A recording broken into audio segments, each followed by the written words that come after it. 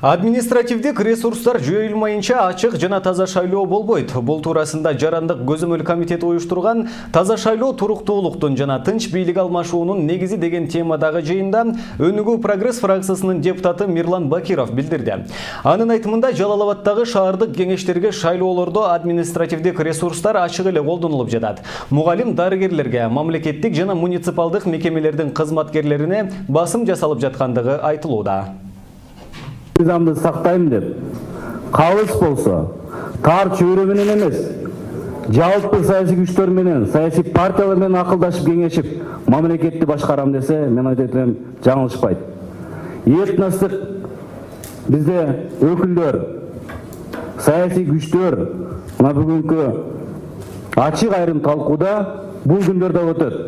Кийин келип туруп, кайра ушул жерде отургандар күнөөкөр болуп калбагандай бир мезгил келди го дейм. Урматтуу форумдун катчылары, урматтуу уюштуруучулар, дагы бир жолу ыраазычылык билдирип кетем. Албетте биз таза шайлоонун камсыз болушуна кызыктарбыз.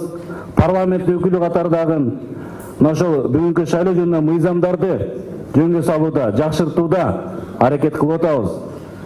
Административдик ресурсту жок кылмайын таза шайлоо болушу кыйын. Тилекке каршы мыйзамда кемчиликтер жоюп атабыз. Техникалык жактан жаңы биометрика жана баарын камсыз кылып атабыз. Бирок адамды өзгөртө албай атабыз. Адамды өзгөртмөйүн. Ошо атка минер жергиликтүү кошоматчыларды жок кылмайын таза шайлоо болушу күмөн. Жалпыбыз урматтуу коомчулуктун өкүлдөрү, активисттер аракет кылган болсок, мен ойлойм, жыйынтык сөзсүз болот. Баарыңыздарга ыраазычылык билдирем. Рахмат.